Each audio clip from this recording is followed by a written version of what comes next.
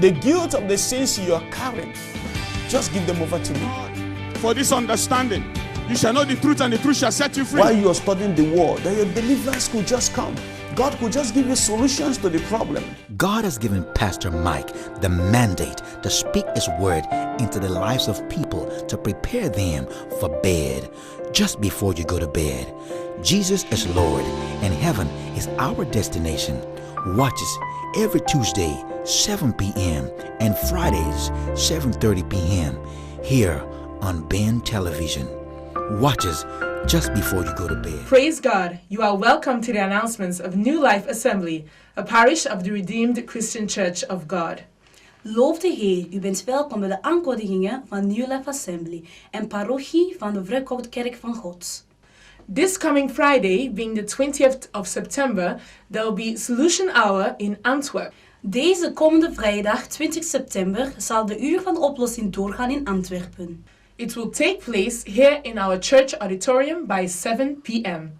Het zal hier doorgaan in onze kerkauditorium om 7 uur 's avonds. Please do try to invite family, friends and neighbors, and God will bless you as you do so. Nodig uw vrienden, familie en buren uit en God zal u zegenen terwijl u dit doet. There shall be National Women's Day on Friday and Saturday, the 27th and 28th of September. Er zal Nationale Vrouwendag doorgaan vrijdag en zaterdag 27 en 28 september. It will take place in our church. Er zal doorgaan in onze kerk. And on Friday we start by 7 p.m. and on Saturday we start by 1 p.m. Vrijdag beginnen wij om 7 uur 's avonds en zaterdag beginnen wij om 1 uur 's middags. Please, all redeemed women should endeavor to partake in the activities of that weekend. Alsjeblieft, het wordt gevraagd van alle vrouwen om deel te nemen aan de activiteiten van deze weekend. God bless you as you do so. God zegent u terwijl u dit doet. There shall be a very important meeting for all New Life Assembly pastors. Er zal een heel belangrijke bijeenkomst doorgaan voor alle pastoren in het nieuwe leven. This meeting is scheduled to take place on Saturday, the 5th of October. Deze meeting zal doorgaan zaterdag 5 oktober. And it will start by 11 a.m. En het zal beginnen om 11 uur 's middags. The women of our parish will be celebrating their Women's Day on Friday and Saturday, the 25th and 26th of October. De vrouwen in onze parochie zullen hun Vrouwendag hebben op een vrijdag en zaterdag 25 en 26 oktober. It will take place here in our church. Er zal hier doorgaan in onze kerk. And everyone is welcome to celebrate with the women. En iedereen is welkom om te vieren met onze vrouwen. Stay tuned. We'll be right back.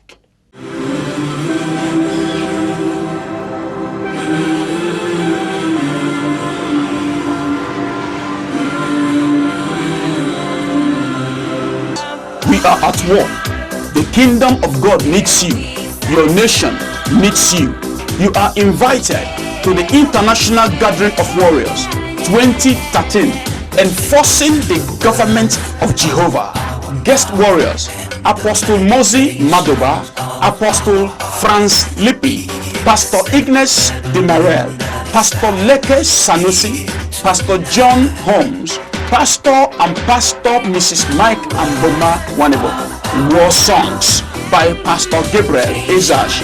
Venue: Redemption House, 149 Stasistraat, Berchem, Antwerp, in Belgium. For more information, contact harvestofnationsmandate.org or call +32 494 992786.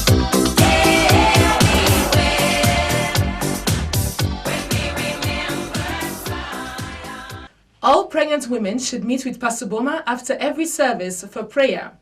Alle zwangere vrouwen moeten Pastor Boma ontmoeten na elke dienst voor gebed. This should continue until they deliver like the Hebrew women in Jesus' name. En dit moet blijven doorgaan tot ze bevallen als de Hebreeuwse vrouwen in Jezus' naam.